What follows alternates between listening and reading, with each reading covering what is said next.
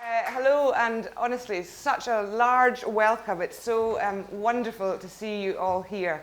My name's Kath Mainland. I'm the Chief Executive of the Edinburgh Festival Fringe Society, and at this first World Fringe Congress, it's just fantastic to see so many faces, some of whom we know, some of whom we'll get to know the next couple of days, and just to know that you've made the effort in the middle of this busy festival season to come and spend some time with us at this Congress. I'm not going to say very much at the moment, but just to say that we created the Fringe Congress not with a particular mission to come out of it at the end. We didn't want to create objectives that we might not meet, apart from to have, we thought, maybe we'll get 15 or 20 fringes, we thought, and there are 47 of you from literally all around the world, so that's amazing. But we did have a mission to create a lasting network that would provide opportunities for you, for your staff, and for the artists who make up all the fringes that we are involved in. And so I really look forward to the next couple of days and seeing how you all managed to do that. We've got a fabulous keynote speaker to set us off in the mood for the Congress, but first of all I wanted to introduce you to Holly, who's from World Fringe, who's our partner in this event, and she's going to do a little bit of housekeeping and how it's going to work. Thank you. Hi everybody. I don't know if you can possibly be as excited as I am to see you all here. It's so brilliant. Basically, I'm just going to do a quick run through of what's happening, but only today, so there's only a couple of things. And so after this, we're going up to the studio up the top for a reception, so I hope you'll all join us there. And we've also got these cards with the kind of messages that we'd like you to write on if you have the time after networking with each other.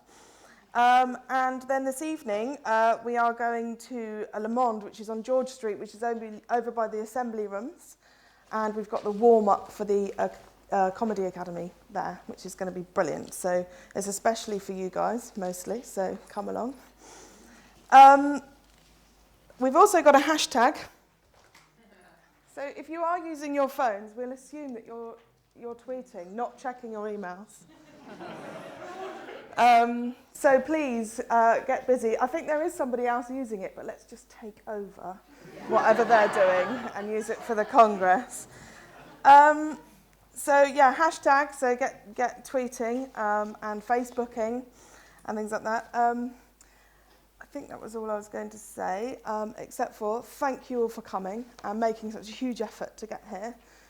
This room represents such a huge platform for artists to the whole world, so hopefully together we're going to create a really exciting network, and this is the beginning of an amazing journey. I hope you'll agree. Anyway, thank you.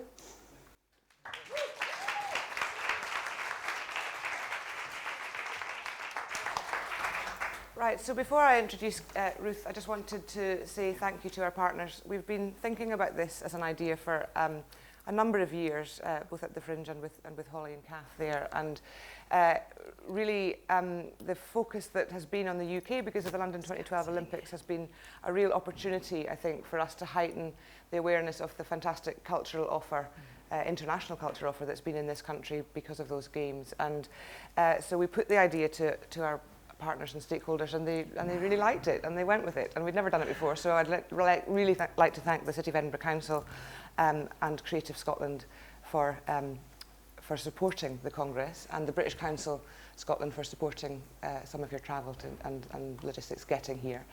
And we were absolutely delighted when Ruth Mackenzie, director of the London 2012 Festival and the Cultural Olympiad, agreed that this was something that might be worthy of going into her festival. So thank you, Ruth, for your support in that. And I'm delighted to introduce Ruth, who's going to say a few rousing words about whatever she wants, in fact. Thank you. That's a very good Thank you. Thank you very much. And can I say, I mean, we're really proud at the London 2012 Festival to have this first Congress in our festival. Our festival is a festival of once-in-a-lifetime opportunities because we're trying to match up to the Olympic and Paralympic Games. The team that's organising the London 2012 Festival works for the London organising committee for the Olympic Games, and annoyingly, it always seemed to me, the Olympic Games describe themselves as the greatest show in the world, which should be our domain, surely, as arts producers and artists. But we felt inspired by the chance to match up to that standard of once-in-a-lifetime greatest show on earth. And we've asked partners and artists all over the UK to come up with brilliant ideas.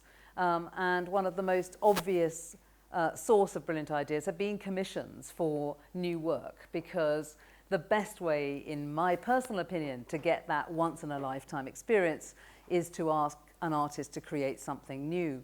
But it's also brilliant to have the beginning of a journey. And this has been one of several amazing projects we've got in the festival where partners have come together and tried something new.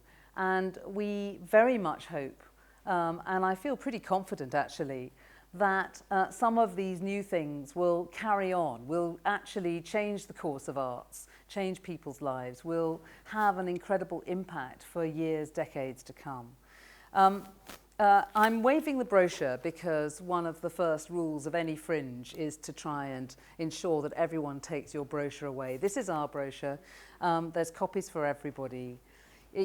There's an irony here because this is a curated festival. So I feel particularly honoured that as a curator, someone who has selected the programme for this festival, you've invited me to come and talk to you, the greatest examples of open source, the sort of the best reason why there should be no curators.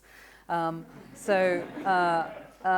kind of humbling really to come here as a curator, and I feel I should have a sort of a ritual ceremony to abolish myself. But possibly that requires a few more drinks. But actually, as an arts producer, I realise, and I'm prepared to bet that every single person in the room also knows this, that I would not be running this festival, and I would not be a professional arts worker were it not for the extraordinary experience that I had as a student at, as it happens, the Edinburgh Fringe. And like virtually everybody I know in the arts, both performers and those behind the stage, you know, those of us that do the producing, we first had the chance to experience the real world, you know, the world beyond that cozy world of school and student life where you put on a show and your friends come and then they tell you how fantastic it was. And I came here as a student. I had been, you know, nominated by my friends as the person who should do all the organising. And that was a very, very extraordinary and traumatic experience. We all discovered that we were in an environment where nobody had heard of us, and none of our friends were there to come and see our shows, and we had to make the money work, we had to make the marketing work, we had to make the lighting, the get-in, the technical work in the most extraordinary and extreme of circumstances. You know all this. And we had to get out there and sell ourselves as artists. In those days, I, of course, like many young people, I did the acting, the writing, the directing.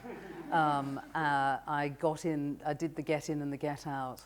I did the handing out of the leaflets, and I also worked the lighting board. And I may say that apart from handing out the leaflets, I did all of those things really, really badly. So the first lesson I learned from my fringe experience was that if ever I got to the position where I had enough money to pay people of talent, I would hire actors and writers and directors who were good at their jobs and could do it better than me. And so it came to pass.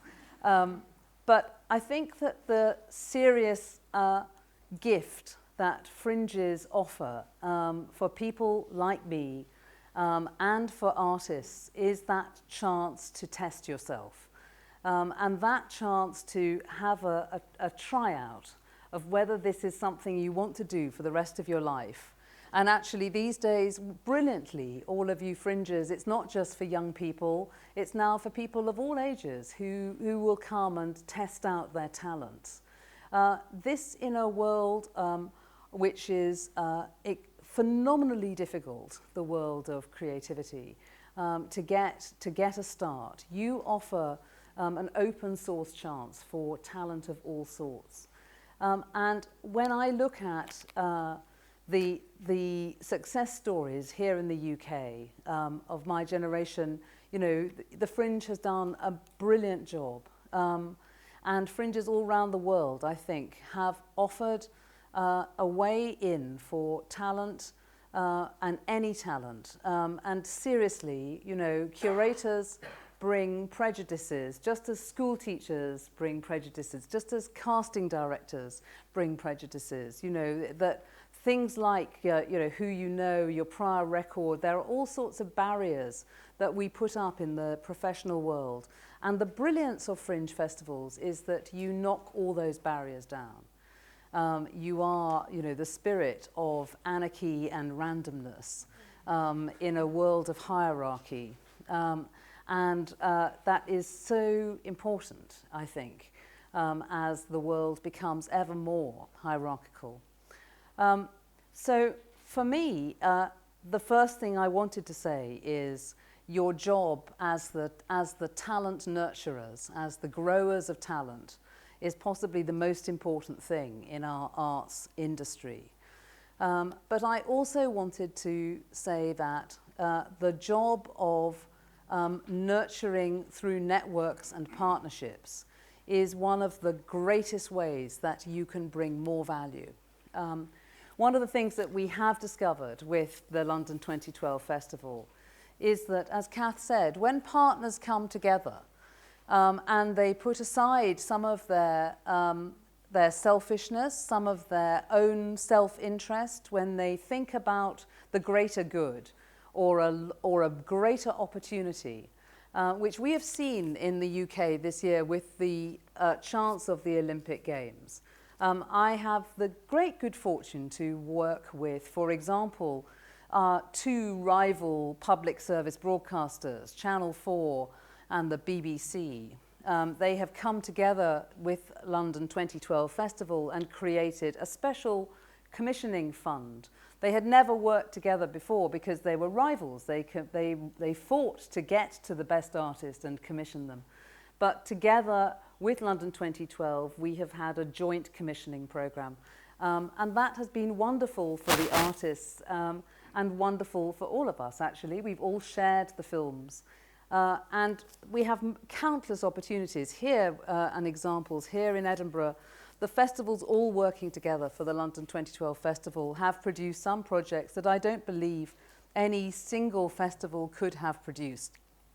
And Speed of Light is one wonderful example. So they've offered opportunities that are greater than anyone can do individually. So my challenge to you is, I don't know what it is you can do together. And I'm sure that it'll take you a couple of days of networking and thinking to come up with the way in which you can together amplify the opportunities for artists and audiences. But I am sure that in an age where actually a great artist wants to be great on a global stage, not just on a local stage, where they don't just want one chance to break through in one Fringe festival, they actually want to show and share with audiences all over the world. You guys together have the chance to give artists, the young artists, all the old artists that are your greatest talent, a chance that they have never had before. So my hope is that this is once in a lifetime, but only the first time in a lifetime, that you will come out of this with something that in fact creates a new level of collaboration and networking, not just for you, but for the artists and audiences that you're here to serve. So have a fantastic couple of days, and thank you so much.